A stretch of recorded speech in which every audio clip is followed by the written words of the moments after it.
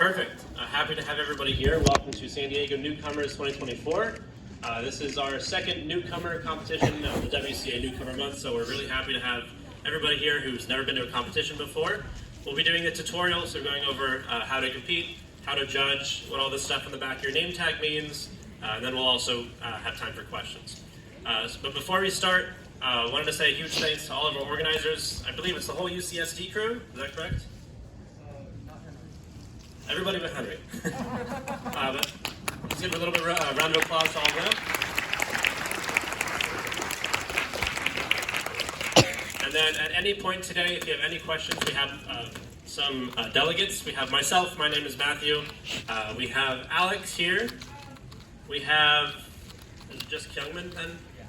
We have Kyungmin, who's actually at the front right now. We kind of swap spots, but you'll see him. At any point of the competition when you're competing, if you have any issues whatsoever, you don't know what to do, raise your hand and call for a delegate. There will at least be one of us up here at all times. And with that being said, when you guys walked in, you should have grabbed a name tag.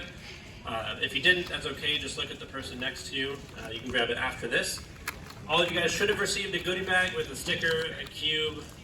Some of you, I think, received a pamphlet. And then, so hopefully you guys enjoy the cube there. But on the back of your name tag, you'll see two columns. You'll see competing and helping. Under the compete column, you'll see B or R followed by a number. What that stands for is blue or red, which you can tell by the different color tablecloths. And so rather than calling people up individually by name, we call up people by group.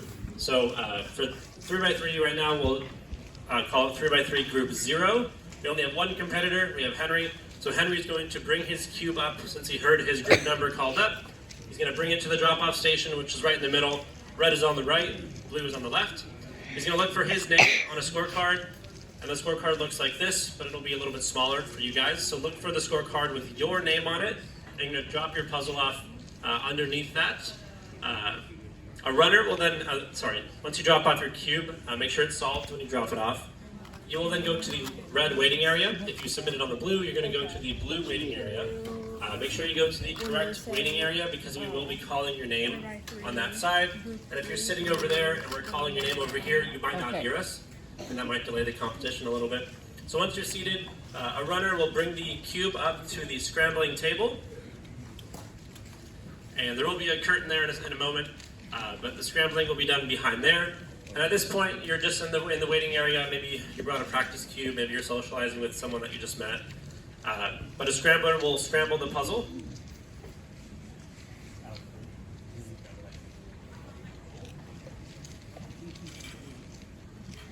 And so we do have the curtain. Please do not try and peek around there. Everybody will be getting the same 5 scrambles in every group. So it's very important to know that because when you are in the waiting area, we ask that you do not discuss the scrambles at all, even if you know that your friend just did the first scramble. And you just finished it, somebody around you may have not done it, and if you're talking about the scramble, saying like, oh, the white cross was super easy, someone else might overhear that, and they might go into the solve knowing more information than they should. And if we do find that people are doing that, we may have to disqualify you, which I haven't had to do, and I don't want to do that today, and I don't think anybody here wants that to happen.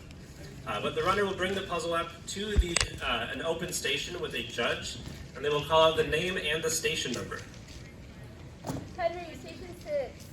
And at this point, the judge will make sure that the timer is on and reset. We have Gen 5 timers today, so you do have to hold the buttons. Once you see all zeros, you guys see it on the front? Hopefully you do. There's also a display on the back, so the judge can also see the numbers. Once there's all zeros, the timer is set. You want to make sure that the stopwatch is also reset. Every station has a stopwatch that will be used to time inspection. And does anybody know how many seconds you'll be getting for inspection?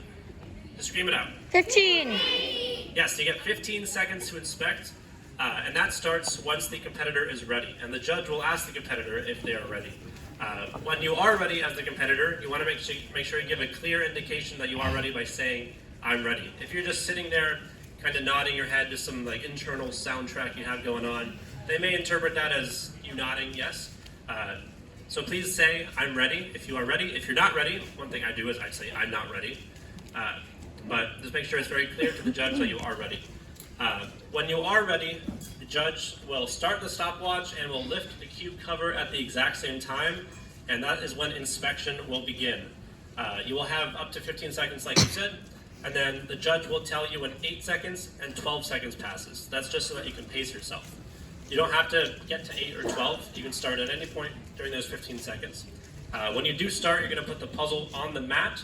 You're going to put your hands, both hands, on the sensors on the timer. You're going to hold them for about half a second until you see the green light on the timer. And then you're going to lift off. And only when you lift off your hands does the judge stop the inspection time. And we'll go through that process right here.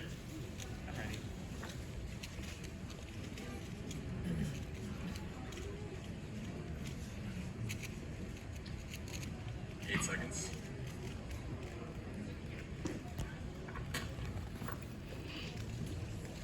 So at this point, as the judge, make sure you're paying attention to the solve, just in case an incident happens. Alrighty. So once you're all done with the solve as the competitor, do not touch it. I know at home a lot of us will do a solve and will immediately grab the cube and go into the next one. Please do not do that. If you do that and the judge hasn't been able to look at the cube and tell it's solved, you might get penalized additionally, and we don't want to deal with that. You guys don't want that either. So leave the cube. The judge will write down the time with all the decimals, so 13.044. We don't do any rounding. We actually truncate, we cut off that last number, but we want to make sure that nobody rounds any numbers. So this would be 13.044. The judge will then initial under the judge column on the right, and they'll hand it to the competitor. You as a competitor will make sure that that time matches what is on the actual timer itself. If their 4 looks like a 9 or their 1 looks like a 7, please ask them to rewrite it, because we have to read a lot of handwriting. And if we can't tell if it's a 14-second solve or a 19-second solve, we'll have to assume the worst. So please don't be afraid to ask them, like, hey, can you please rewrite that? And if you run out of room in the box, you can write it off to the side and kind of point an arrow to that box. Once both parties have signed, the judge and the competitor, only at that point can you touch the cube. And at this point, so the competitor would go back to the waiting area, the judge would put the cube and a much smaller scorecard normally in the box, they'll lift it up, and the runner will grab it, bring it back to the scrambling station, and someone else will most likely be brought to that stage. So you'll be doing all of your solves on whatever color stage you're on for that event. So in this case, Henry would be doing all 5 of his solves on red, but if you're on blue, you're going to stay on the blue side for all 5 of your solves for that event. Can I borrow a cube, please? Anybody have one? You know which one you'll be on? Yes. All right, now we're going to go over a couple penalties that you might see. The most common one, does anybody know what this is? +2. Yes, this is a +2 second penalty because it is 1 turn away from being solved. Does anybody know what this is? So this is actually still a +2. While it seems like 2 turns, it's considered 1 turn to the WCA. So if you do if you're a U2 away, it's 1 turn. Think of it as, it's 1 turn when you're reading a scramble. So it's 1 turn away. How about something like this?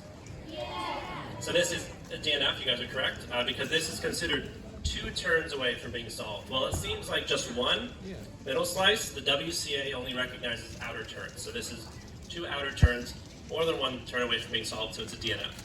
If you ever stop the cube, or your solve, and it's kind of like halfway, you can't really tell if it's over that halfway mark, which is where we determine if it's over 1 turn or not.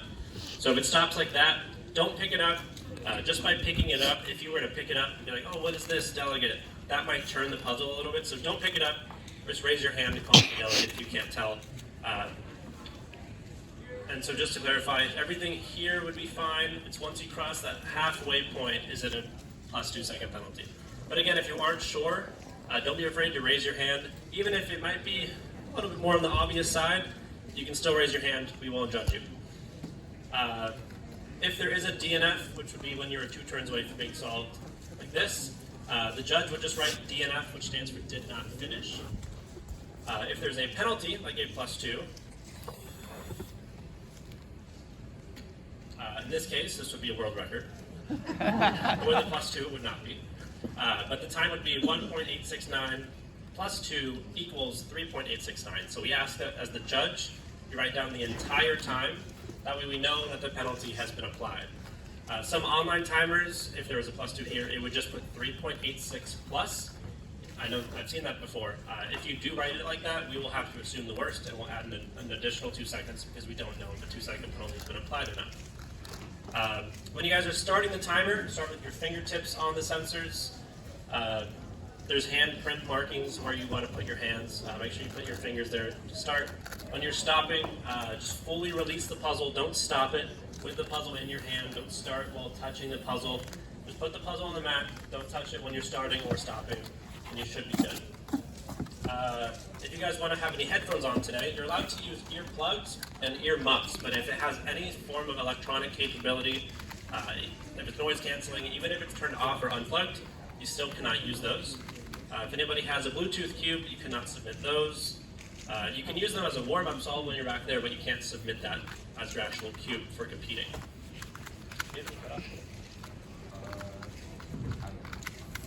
Okay. So for every event today, we have time limits. What that means is you have, you know what they are? What? Okay. The time limits, you can find them on the website, but it's around 2 minutes. Sometimes you'll see 10 minutes. But that's the total amount of time you have for your solve. So if it's not solved by the time you hit the time limit, then it's a DNF. The judge will stop you.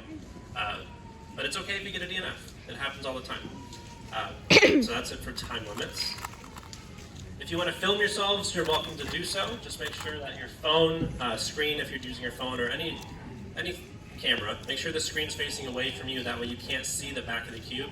So if you have a GoPro with a viewfinder on the front, make sure that's covered somehow. If you need tape, I think we have tape, so we can help you out with that.